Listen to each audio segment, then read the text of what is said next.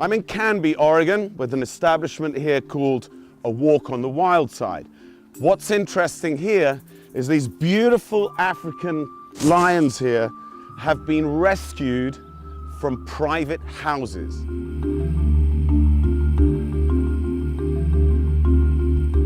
This is a Siberian Bengal tiger.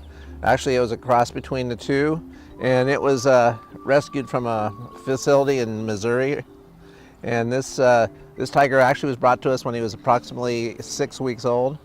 And he's another one of the many animals that we've ended up with because people not knowing exactly what they were doing. So how would the person initially have bought this in the first place? Illegally or? Actually, legally they were able to buy the tigers when back many years ago, simply because the rules were so lax at that time. Look at that magnificent animal here in Oregon, completely out of its natural environment, in a cage. If it wasn't for Steve, I would almost be certain that this thing would have been euthanized and put down. Euthanized, should I say. Most definitely. The zoo only can take so many animals. There's only so many zoos. So it's kind of one of those things that anymore it's come down to a thing where it's they are to be euthanized. And the other thing that's amazing is that there's more actual tigers in captivity than there is in the wild. So it's a sad thing. It's a very, very sad thing. Wow, Steve, camel? Yeah, this is a camel that actually was taken out of Yakima. It with another female camel that was actually, they had logging chains wrapped around their legs so that they couldn't go very far. And eventually the female that we had taken, his leg was so bad it couldn't be recuperated in any way, shape or form, and it died. Whereas we still have the male and he's doing really well.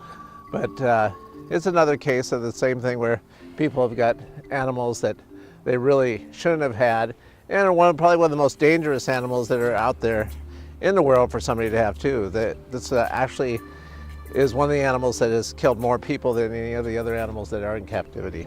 We have Siberian lynx here, a lady that had a facility in Washington where she actually took and she was trying to raise these animals but was doing it illegally. She actually was taking animals and selling them to people that should never have had them. And so they closed her down, and a lot of the animals came from her. Here's a bobcat. There's one of the species that's out of the Northwest. All right, a binturong. You know, I've never... Gee, a binturong? It's a What would someone want with a binturong? It's a binturong bear out of Asia. They're actually quite the animal. This guy was actually a rescue from another facility. Yeah, it's all fun and games until one of these things has a bad day and turns on you. And I'm not necessarily just talking about binturongs. I'm talking about the majority of these exotic animals can and often do turn against you. You've got to be very careful, very careful. And they're here at least being maintained, looked after. So you're running it's a non-profit. But I mean, if you weren't around doing this, these animals would be dead.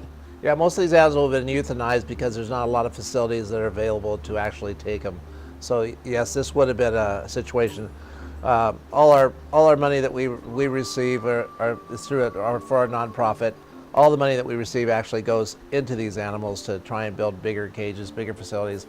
And we're continually having to build on and on and on because we end up with more and more animals that should not have ever been out to those people. Steve, thanks very much. I mean, Thank absolutely marvelous. Is anything I can ever do to be of assistance to you, don't hesitate, because what you're doing here is absolutely essential. Thank you, we appreciate it.